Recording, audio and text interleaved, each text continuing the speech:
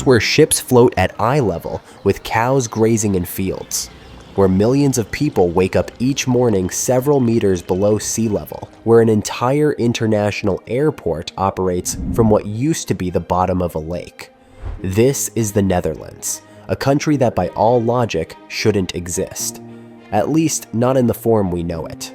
You're standing in downtown Rotterdam. Everything seems normal until you realize something unsettling. The North Sea, just 30 kilometers away, is sitting 6 to 7 meters above your head. You're living at the bottom of an invisible bowl, protected from drowning by walls of earth and stone.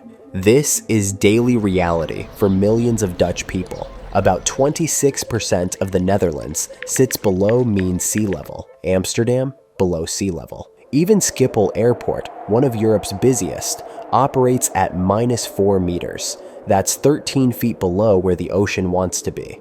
Without the country's flood defenses, things would look very different.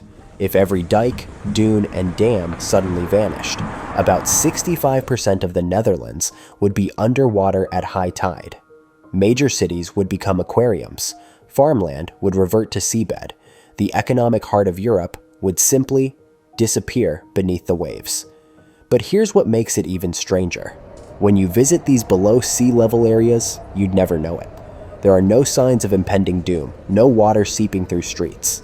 People bike to work, children play in parks. Life continues as if gravity and water pressure were mere suggestions rather than physical laws. The Dutch relationship with water didn't start as a grand engineering vision. It began with survival. In the 9th century, farmers in what would become the Netherlands faced a simple problem. Their land kept flooding. So they did what humans do. They adapted. First came the turpin, artificial mounds where families could huddle above storm surges. Then, crude earthen walls to hold back high tides. Nothing fancy, just mud and determination. But by the 1500s, something shifted. The Dutch stopped just defending against water. They decided to take land from it. The weapon of choice? The windmill. Take the Beemster Lake project north of Amsterdam. In 1609, investors saw a 70 square kilometer lake and thought that could be farmland. Using a ring of 43 windmills running continuously, they pumped the entire lake dry in just 3 years. Where boats once sailed, crops soon grew. This was the golden age of Dutch land reclamation.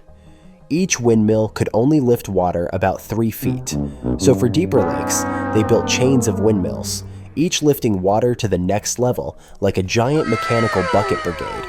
By 1700, much of Holland's interior lakes and marshes had been transformed into neat geometric plots of farmland. Dutch maps from this era show something remarkable. The country literally growing, new squares of land appearing where blue water once dominated. Then came steam power, and with it, ambition on a different scale. The Haarlemmermeer, a massive lake between Amsterdam, Leiden, and Haarlem, had been growing for centuries, threatening to merge with other waters and flood major cities. Previous generations could only watch nervously. But in 1849, the Dutch deployed 3 steam-powered pumping stations, including the Cruquius, with one of the world's largest steam engines. For 3 years, these mechanical beasts ran day and night, lifting 800 million tons of water up and out. When they finished in 1852, the Netherlands had gained 170 square kilometers of new land. Today, if you fly into Amsterdam, you land on that former lakebed. Schiphol Airport sits where fish once swam, 4 meters below sea level. But the ultimate proof of Dutch audacity came in 1932. After decades of planning and construction using relatively primitive tools, barges, shovels, and human muscle, they completed the Afsluitdijk. This 32-kilometer dam stretched across the mouth of the Zuiderzee, cutting off an entire sea from the ocean. Overnight, a saltwater bay became a freshwater lake. The Netherlands runs on pumps. Every single day, 3,700 pumping stations work around the clock to keep the country from reverting to wetland. It's been calculated that every raindrop falling on a Dutch roof gets mechanically pumped at least once before reaching the sea. This perpetual pumping comes with a cruel irony. See, much of the reclaimed land in the western Netherlands sits on peat, ancient plant matter laid down over millennia. When you drain peat and expose it to air, it oxidizes. It literally decomposes and disappears. The ground vanishes. In Zuidelijk Flevoland, reclaimed in 1968, the ground dropped 1 to 2 meters in the first decades. The subsidence was fastest in the first 10 years, about 6 centimeters annually. Then it slowed to a still alarming 2 centimeters per year, and it never really stops. This creates what engineers call a positive feedback loop, though there's nothing positive about it. You pump to keep land dry. The land sinks because it's dry. Now it's lower, so more water seeps in. So you pump more. The land sinks more. Rinse and repeat for centuries. As one expert from Delterra's Research Institute put it, our ground is going down and the sea level is going up, which means we have to pump more and more. How long can you do this? The same gales that laid waste so much of Britain have taken an even greater toll of property and life in Holland. February 1st, 1953. A spring tide combined with a severe North Sea storm. Weather forecasters saw it coming but couldn't predict its fury. When the surge hit the Dutch coast, it found weak spots in dikes that had stood for generations.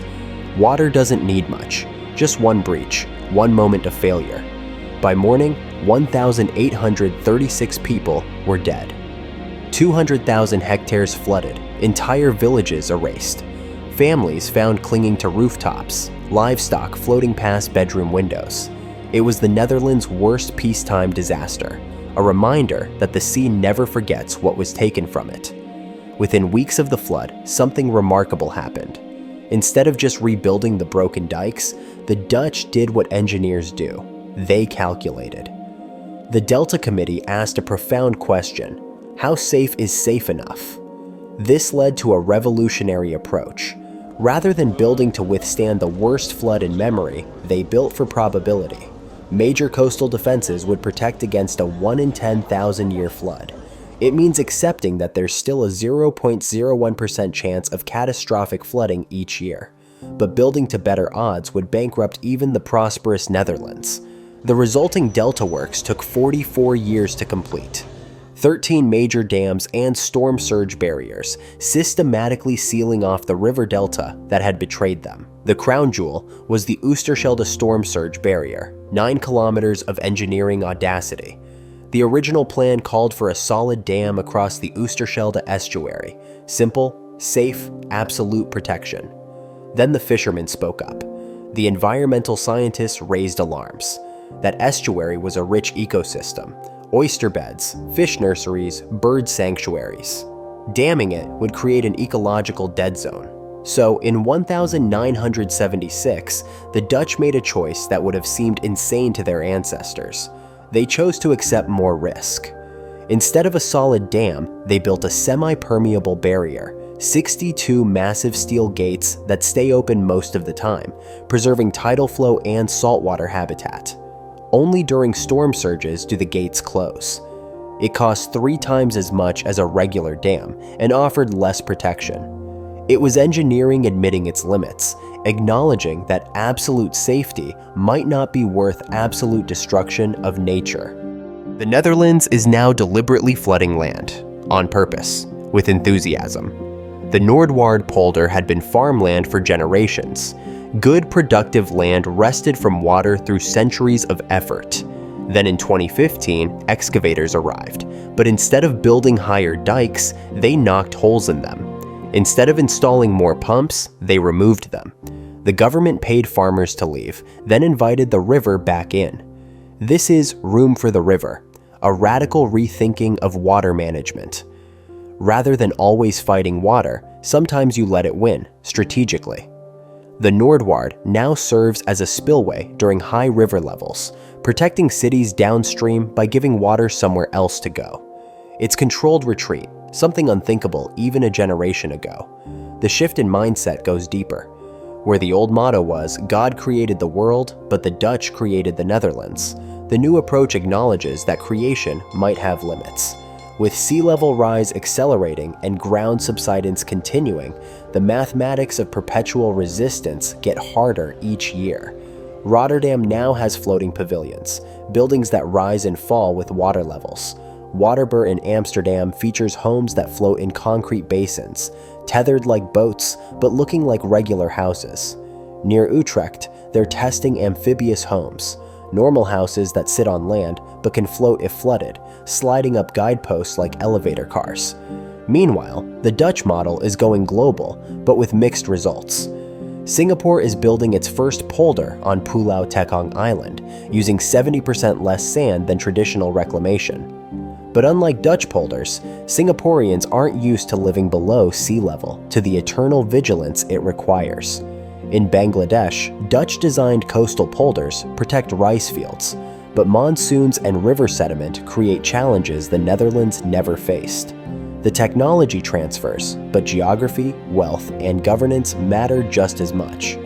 The future presents three paths: protect, accommodate, or retreat. Protection means higher dikes, stronger pumps, deeper foundations, the traditional response. Accommodation means floating cities, amphibious architecture, learning to live with water rather than banishing it. Retreat means admitting defeat in some areas, focusing resources on defending what matters most. The Dutch haven't chosen yet. Perhaps they won't choose just one. But as seas rise and land sinks, as pumps consume more energy and maintenance costs soar, the country that conquered water faces a question that would have been heresy to their ancestors. What if the smartest engineering choice is knowing when not to engineer at all? The pumps keep running, the dikes still hold, ships still sail above the fields where cows graze. But in conference rooms and research centers, in coastal communities and government offices, a nation built on defying nature is quietly asking, for how much longer? The answer might reshape not just the Netherlands, but how all of humanity relates to the coasts we call home.